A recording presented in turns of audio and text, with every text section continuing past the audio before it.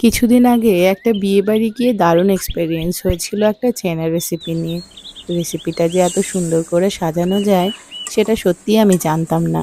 একদম বিয়েবাড়ির স্টাইলে বাবুর্চির হাতের এই রান্নার রেসিপি পেতে হলে ভিডিওটি স্কিপ না করে সম্পূর্ণ দেখতে থাকুন। আর আমার রান্নার ভিডিওগুলো যদি আপনার ভালো লেগে থাকে তাহলে লাইক কমেন্ট শেয়ার করে পাশে থাকবেন।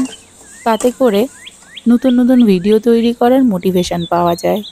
আমার এই রান্নাটা চেনা মনে হলেও স্বাদে কিন্তু একদম অথেন্টিক হবে। এইবার আসা যাক রান্নার কথায়। মুগ ডাল এমনই একটা ডাল যেটা হালকা ড্রাই রোস্ট করে নিলে অ্যারোমা অনেক গুণ বেড়ে যায়। তাই আমি এই রান্নার জন্য ডালগুলোকে শুকনো খোলায় হালকা ড্রাই রোস্ট করে নিয়েছি। পরিমাণ মতো লবণ দিয়ে ডালগুলোকে সিদ্ধ হতে দেব। গাদ ফেলে দিয়ে 50% সিদ্ধ হয়ে গেলে সামান্য একটু হলুদ দিয়ে দেব।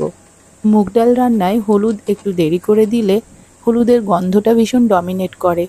তাই আমি একটু আগে করে দিয়েছি যাতে রান্নাটা কমপ্লিট হতে হতে ডালের অ্যারোমাটা নষ্ট না হয়ে যায়। বাজারে দু ধরনের মুগ ডাল পাওয়া যায়, একটা ধোয়া মুগ ডাল আর একটা না ধোয়া। না ধোয়া মুগ ডালের মধ্যে একটু পাউডারের কন্টেন্ট থাকে, তাই রান্নার আগে সামান্য পরিমাণ জল দিয়ে ধুয়ে ফেলে দিয়ে রান্না করাই ভালো। আর যেটা ধোয়া মুগ ডাল সেটা ড্রাই রোস্ট করে ডিরেক্ট জল দিয়ে রান্না করলে কোনো ক্ষতি হয় না। বাঙালি বিয়েবাড়িতে মাছের মাথা দিয়ে মুগের ডাল, সাথে আলুর চিপস বা বেগুনি আর লেবু, এটা একদম মাস্ট। তবে কোনো বাবুর্চি তার সিক্রেট রেসিপি কিন্তু কারোর সঙ্গে শেয়ার করতে চায় না। তবে আমি কিন্তু ওই দিন রেসিপিটা জেনেই এসেছি। লবণ আর হলুদ দিয়ে ডালগুলোকে সিদ্ধ করে রেখেছি আর কড়াই তেল গরম করে মাছের মাথাগুলো মচমচে করে ভেজে নিয়েছি। এইবার ওই একই তেলে জিরে, শুকনো লঙ্কা ফোড়ন দিয়ে কয়েকটা কাঁচা লঙ্কা দিয়ে বাটা মশলাটা দিয়ে একটু নাড়াচাড়া করে টমেটো কুচিটা দিয়ে দিতে হবে।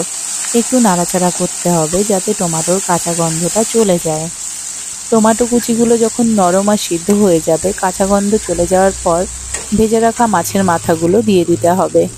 খুন্তি দিয়ে মাছের মাথাগুলোকে একটু ভেঙে ভেঙে দিতে হবে যাতে মশলার সঙ্গে সুন্দর করে মিক্স হয়ে যায়।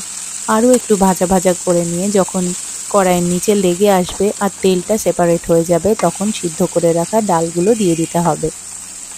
ডালটা কিন্তু আমি খুব বেশি ওয়াটারি কনসিস্টেন্সি করিনি, মোটামুটি সেমি সলিড থেকে আর একটু পাতলা মতো করে নিয়েছি। এবার এর মধ্যে ডালটাও দিয়ে দিলাম। ডালটাকে বারবার নাড়াচাড়া করে কড়াইয়ের নিচে লেগে যাওয়া মশলাটা সুন্দর করে এর সঙ্গে মিক্স করে দিতে হবে। এরপর বাকি ডালটা এর মধ্যে দিয়ে দিলাম। যে কোনো ডাল রান্নার সময় ফোড়নের পর আরও কিছুক্ষণ ফুটিয়ে নিতে হয়, তাহলে ফোড়নের মশলার ফ্লেভারটা ডাল সুন্দর করে অ্যাবজর্ব করে নিতে পারে। লাঞ্চ হোক বা ডিনার, গরম ভাতে যদি বিয়েবাড়ি স্টাইলের মুগ ডালের এই রেসিপিটা থাকে, সাথে থাকবে এক ফালি লেবু, আলু চিপস আর বেগুনি, তাহলে ব্যাপারটা একদম জমে যাবে। আর বাড়িতে যদি গেস্ট আসে তাহলে প্রথম পাতে ডালের এই রেসিপিটা কিন্তু একদম বেস্ট।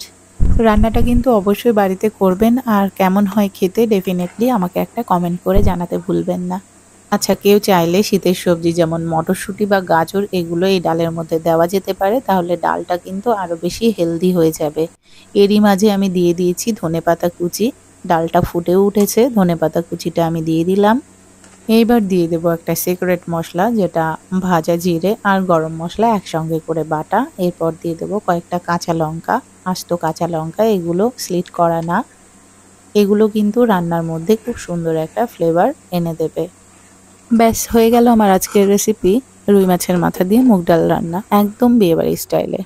রান্নাটা কেমন লাগলো অবশ্যই কমেন্ট করে জানাবেন। আর যারা এখনও আমার চ্যানেলটি সাবস্ক্রাইব করেননি অবশ্যই চ্যানেলটি সাবস্ক্রাইব করে দেবেন আর পাশে থাকা বেল আইকনটি প্রেস করে দেবেন, যাতে করে সবার আগে আপনি নোটিফিকেশান পেয়ে যান কোনো রান্নার ভিডিও আপলোড হলে।